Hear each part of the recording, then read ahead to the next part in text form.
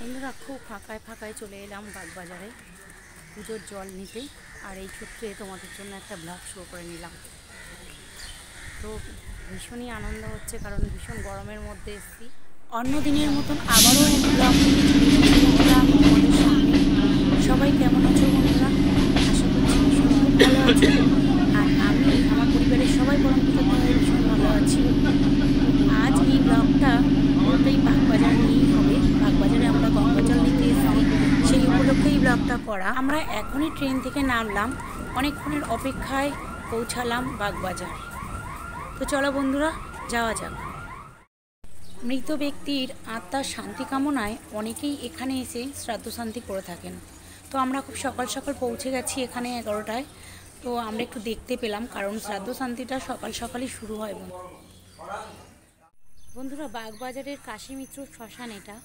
তো এই চুলিটা দেখে বুঝতেই পারছো সবাই যে এটা কাঠের চুলি, আর ওই পাশেই গঙ্গা। তা এখন কাঠের চুলির অত চলন নেই, কিছু কিছু মানুষ আছে এখনও কাঠের চুলিতে দাহ করেন। তো চলো বন্ধুরা, ভিতরে যাওয়া যাক। বন্ধুরা, শ্মশানের ভিতরে ভিডিও করা বারণ আছে, তাই আমি তোমাদেরকে দেখাতে পারলাম না, দুঃখিত।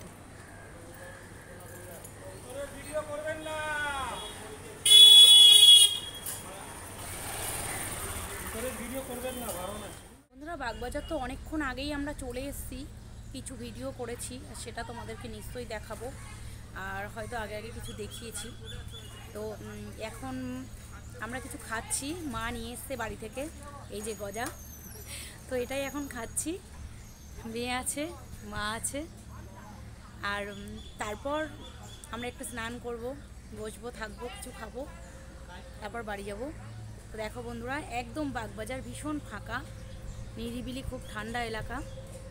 আর পাশে তো গঙ্গা, খুব সুন্দর লাগছে, ঠান্ডা হাওয়া। এই গরমকাল কিছু সময়ের জন্য কেউ যদি ঘুরতে আসতে চাও তো গঙ্গার ধার খুবই ভালো লাগবে।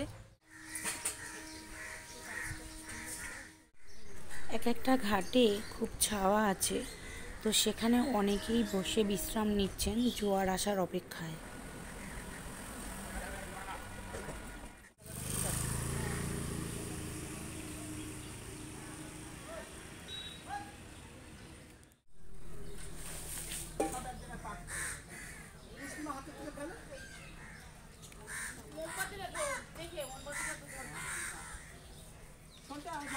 বন্ধুরা, বাগবাজারের গঙ্গার ধারে প্রচুর ঠাকুর মন্দির আছে।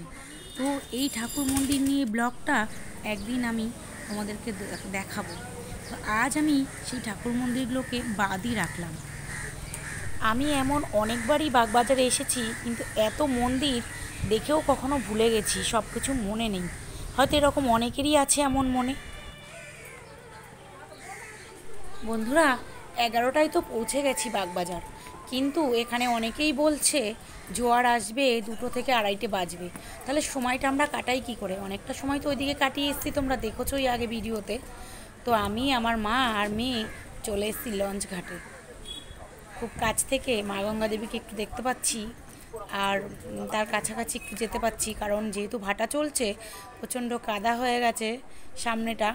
আর এই যে দেখো, দূর থেকে দেখা যাচ্ছে অনেকেই স্নান করছে, হয়তো এখানকারেরই তারা জনবসতি।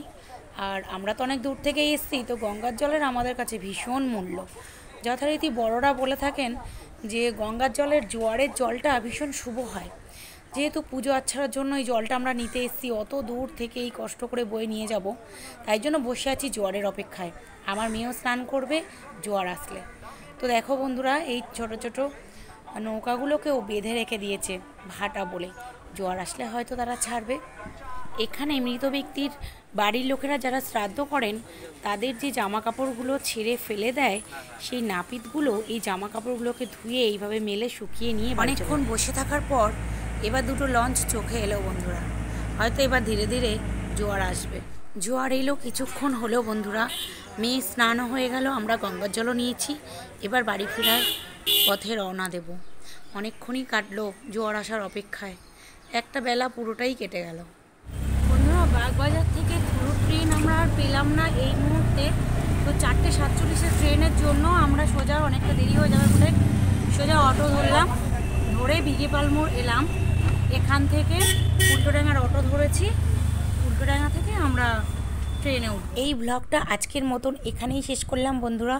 সকলকে আমার আনন্দিত জয় গুরু।